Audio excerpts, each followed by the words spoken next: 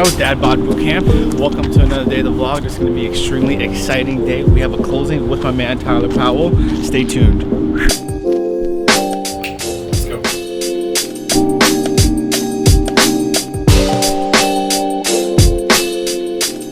Okay, so seller of 827 Linden. We bought the property a few months ago, $180,000. Selling it for $235, $50,000 in 3 months, 4 months, and only made. All we did was do the plans. And how much the plans cost? For plans, $7,000. $7,000 to make 50. So that's crazy. I think that's crazy. We had the this is crazy. We had a contract 235, and then I made a mistake in the contract, and I wrote 240 and numerical 235. He said, no deal, 240 or you can leave. That's how you gotta do it. It is what it is. And then we got it for 240 and here we are, and now we're closing.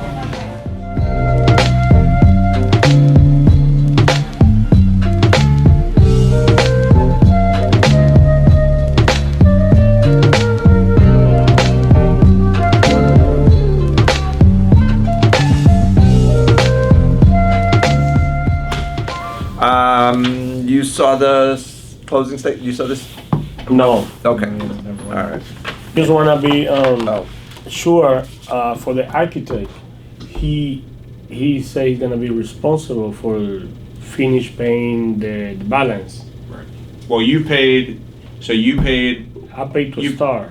You paid everything for those drawings, and so everything that I get from them going forward, I will pay for. No, because when we start, we give you the balance. That's what we started. Okay. So when Rob delivered me the drawings, we talked about that you were paid up for everything for those drawings, right? So there's no bill. As of today, is the architect? Yeah, it's still balance for the architect. Yeah, and you told me that those drawings that you give me were paid for. That's what you told me. They are paid for. Then why is but like anything beyond it. Okay, not. what? Yeah, but that's two different things of what was being said. We still have a balance for 5,000 something. Yeah, he need to basically. That's my first step involving on this. But he was supposed to be with me on to finish the stuff. You know, like finish the. So as far as I'm concerned, the architect is done. His drawings are stamped and sealed, and it's done. If I go and make changes to the drawings, that's one thing. But what you delivered to me were stamped, sealed drawings.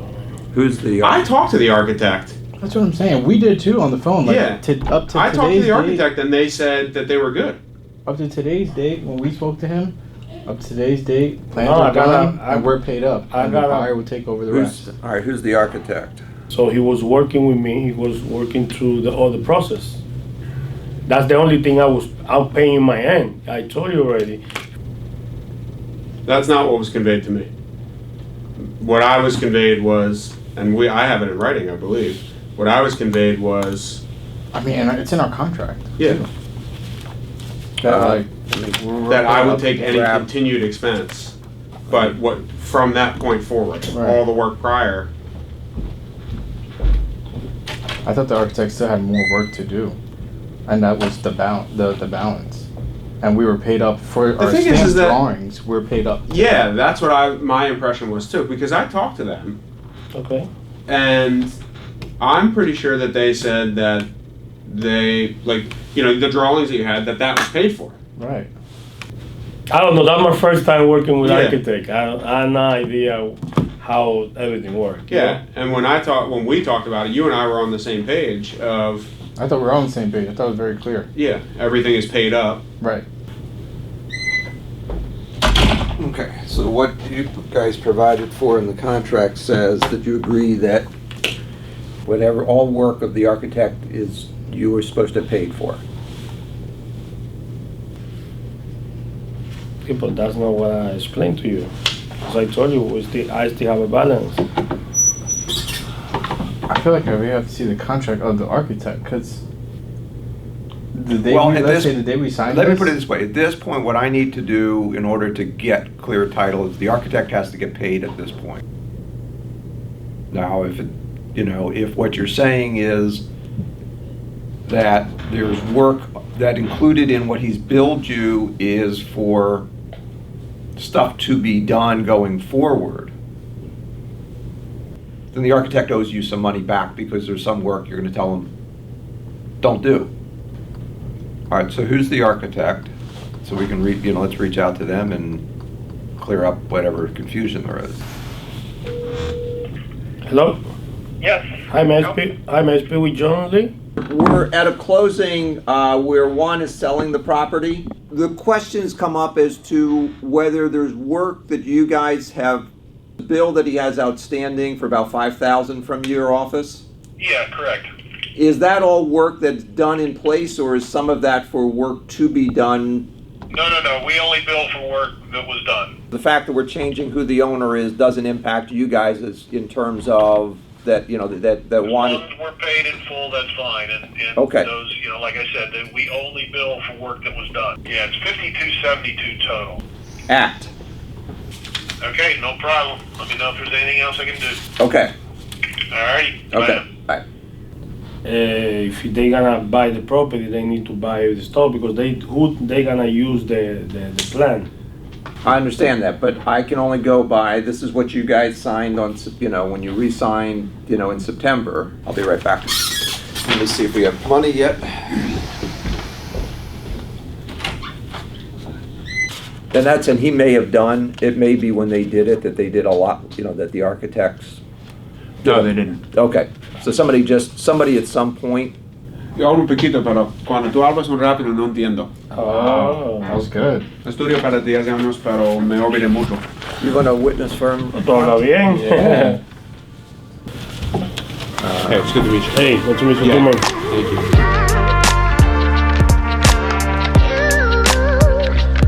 So that was not the best ending.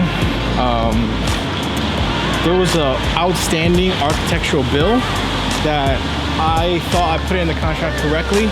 So then whatever was outstanding would go to the buyer. But it was just a huge misunderstanding. I thought there was more. I thought the architect had more to do. The architect did not have more to do. It was paid up to date. The bill was up to date. So $5,000 the seller just lost, and he's freaking pissed. I would have paid for it, but I already cut my commission seven grand, so I'm not. I couldn't let go anymore. The reason why I cut my commission $7 grand was because I just sold this property 3 months ago. So technically, just because I'm selling it again in 3 months, I didn't really it was hard to get it sold, but I sold it 3 months ago. That's why I took a 3% commission. But that's terrible. You want the buyer, you want the seller happy, you want the buyer happy, so then they can keep giving you business and they can keep having trust in you and faith in you. So I let my seller down and I feel terrible. But life goes on and I'm gonna find him a home run deal.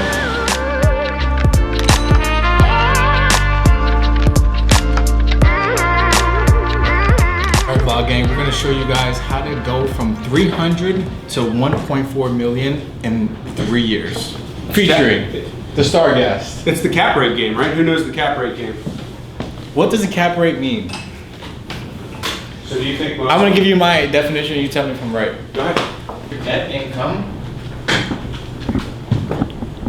divided by the money invested in year one. Assuming you paid cash. That's your cap. Okay. Right? Yeah, except that's not a math formula. Right, yeah. I don't know how to. So here's the most important thing about a cap rate, and this is what a lot of people don't understand. That your cap rate is your NOI over your purchase, essentially. We're gonna call it purchase, but it could be total invested if you're renovating, whatever. You're not putting $1 million here, you're putting the total purchase in there, and you're not factoring out any gain you're making on the financing, right? So you're buying a $2 million building, you put $2 million here. If it makes you $200,000, your cap rate is 10%, right? Why are cap rates important? Because cap rates allow investors to evaluate deals on a uniform basis. A guy in California can buy a McDonald's in Pennsylvania because he knows what the cap rate is, right? Right. He knows what the returns are, and it's a uniform language. That's how people talk. The reality, the really important thing, is that cap rates are industry specific, right? So you hear people say, hey, what's this trading at, right? Well, McDonald's trade at a lower cap rate because the risk is lower, right? So when was the last time McDonald's didn't pay their rent? Never. Probably never. So a lot of your national franchise stuff, the cap rate is the same nationwide. Hey, CVS's are trading at 6% here and 6% there, right? Doesn't matter, okay? First thing to understand is it's an index for trading, and each individual, all your national tenants pretty much have the same cap rates for themselves. What they see at McDonald's is a McDonald's, a Chick-fil-A is a Chick-fil-A, right? Yada, yada, yada. The reality is, understanding the math in this relationship is the most important thing, right? In this formula, what does NOI equal? So NOI is purchase times cap, right? So you can manipulate this formula. Cap rates are a product of purchase and net operating income. So as we change these variables, things change. Cap rate changes. All right, great. We now know that an industry trades at a certain cap rate, right? So independently owned auto garages in this market trade at 8.5%. I thought you couldn't put a cap rate on a business because that fluctuates year. The building, Okay. okay? On the building. Okay. The buildings trade because it's an independent operator, right? Well, we know what they trade at. So we're gonna keep our formula up here.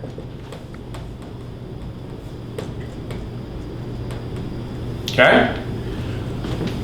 We're looking at a building to buy. We know there's a pre-existing lease in there, right? We know that that lease, we'll call it a triple net lease, so it's a true number, is $50,000.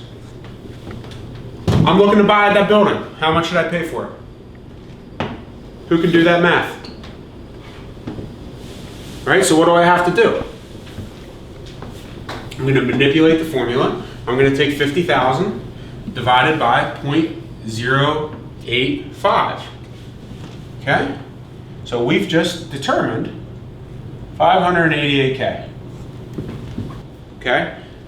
What we've got to do, because we have industry standards and area standards of what things are trading for, we only need to know two of the variables to determine the other thing, right? What happens to this number when this goes to 60,000? It goes up. It goes up exponentially, right? All right. So understanding the relationship between these things is probably the most important thing, and how to manipulate it and understand the math. This is how developers make money, right? This is how big time developers make money. They know who their tenant's gonna be, they option the property, yada, yada, yada. So when you asked me to come on here, how to turn 300K into 1.4 million in 3 years, right? Here's how we did it. So when I bought A-Team, it's an auto garage, that's why I know auto garages. I knew that I had when I bought the business, I negotiated an option on the property, right? I had an option for $700,000 on the property. I also knew Option to purchase the option to property. purchase, right? Do we know how options work? Options are the same on a stock market as they are in real estate or whatever. In real estate, it's just you have an option to buy it within a certain time window at a certain price. It's pre-negotiated, it is what it is. What matters with that is, when you have a good lease and you have control of the property, and you combine an option with it, you can develop the building, right? Landlord, of course, is thrilled with it because, hey, if my building gets nicer and you don't buy it, I got a great building, right? So, I have an option for $700,000 to buy it. What'd you pay for the business? $80,000. we put $300,000 in cash into developing it. We took the square footage from 2,600 to 5,200. So we double the size of the building, right? Here's our cash. I don't own the building yet, but I just put 300 G's into this building to make it better. Why do we want to do that? One, I have an option, I'm secure. I know at any time I can exercise and I can buy it and I can protect myself, right? All right, so we're net $1 million into this project. After I'm done, I exercise my option, I call the bank, we get approved. It appraises at the time for 1.450. The bank says, how much would you like? And I say, I'll take my 300 grand back. So at closing, I give the 700 to the seller, I get the building, I get $450,000 in equity and $300,000 that I already put back into in cash, right? Wow. Untaxable. The equity's still there. Next thing I do is I start looking at where to put this money. One of the really good strategies that you can do is you can buy buildings and businesses together. So a lot of times there are owners of businesses and buildings that have been there for a long time and they just want to sell it all at once. I go and I buy building and business, $268,000 plus closing and a little bit of renovation, just did a facelift. We'll call it, we were in for $300,000. I'm gonna get real technical, I don't know if it matters. In this, when you buy real estate, you have the option to separate basis. You can assign of the purchase price, how much of that is going to land? How much of it is going to building? Well, when you're buying business, building, everything together, how much of that is going to equipment? It was the real deal. There's $100,000 of equipment in there. You know, that's furnitures, fixtures, everything, right? So this 268 gets broken down into 100 and 168, right? Why is that important, separating basis? Because the IRS has section, I think it's 179, it's bonus depreciation of equipment. So in year one that I bought that building, I took a $100,000 write-off of my personal taxes. So net gain, let's say I'm in a 30% tax bracket. That's a $30,000 cash savings. This has nothing to do with cap rates, but it's important to understand of structuring stuff. Yeah. Right? Right? Because I was taking, it was money that I was already there that I put in. It's just a return of capital. Right? It hadn't been depreciated. So the full amount there, and I took it out through a refi, essentially. And so because you still technically owe that money, we got this $30,000 cash kicker. It is what it is. It's a beautiful thing. We do it. When you buy the business, you set up two entities, right? You have LLC number one that owns the real estate, and LLC number two that has the biz. Now, let's remember what our formula is. We're going to change NOI to rent, just for simple math for you guys. It's really NOI, but we're going to call it rent over purchase.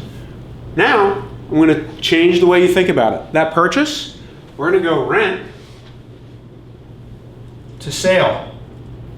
Because I'm thinking about selling that building when I do that, right? So what do we have between LLC, real estate LLC, and business LLC? What do you have to have? You have to have a lease, right? So there's a lease between these two. Because I know that I want the value of the building to be higher, I write a very strong lease that's fair to the business, but I'm writing a lease from myself to myself. You get the business to prove that it can pay the rent, right? That makes it super financeable for somebody to buy it, right? And we know that we're in control of predicting our value. 8.5%. We know what the cap rate locally is trading at for that type of asset, right? So in this case, the lease that I wrote was a triple net lease, $45,000, right? I ran this business for 6 months, got it to where it needed to be, you find the right operators, right? So you always, when you have the right operators, you always make a deal. Because operators really matter. Because if you have the wrong operator and they go out of business, all this goes to hell. We have 45,000. Rob, get your phone out. Somebody get your phone out. 45,000 divided by 0.085. This operator for this building was, I ran really highly targeted Facebook ads. All right, so there you go, millennial, are you listening? Wow, what year was that? 2016. 530, right? So I ended up in this lease when I sold the business. I sold the business super cheap, right? I maintained all the fixtures of the building. I sold the business for $25,000 cash. Wow. Right? Just to get the operator in, you make the deal. That's not where the money is. When I sell the business, they take over the lease that I had written. Right? They're buying that business At 45 a year. at 45 a year. Triple net. Triple net. So now we know what our sale price is. In this case, I was at $509,000. Tenant does really well. They say, hey, I give them an option. I include an option because I believe they're the right people. When you always want to sell the building to somebody that is the true user, right? If you've got somebody that really, they're the best for that, they should own it, right? You sell the 509 in the option, they exercise the option. I now have taken our total of 268 minus $55,000, but you end up with a really low actual cash basis in the building, so call it 213, right? You sell for 509. So you understand basis, right? Accounting basis is you buy something, it gets depreciated down. As it gets depreciated down, there's a schedule. And when you go to sell that, if you sell it for more than your basis, you're taxed on the overage. Understand that? Okay? How you, in real estate, can get around that is to do what's called a 1031 exchange. We start with $300,000, okay? We take our equity, which today, this equity is worth ballpark $700,000 because the building's going up. So you've got $7,000 in equity from deal one. You've rolled 268, call it 300,000 into 509. Let's call that 500. What do you do with that 500? Do a 1031 exchange. When you're in control of what the lease says, you can write in there that you will, in good faith, try and find a landing spot for the building, for the money, right? So I'm not selling you this building until I've got a place where I can put my money. The reason is because we've got really strict time requirements to do all this, or to close on one of those. If you sell it, you got to hit the ground running in 45 days. You better know where it's going. If you don't, when you have low basis, in this deal, that was a $100,000 risk that way. So I write the lease that we have the ability to extend closing until I know where I'm going, right?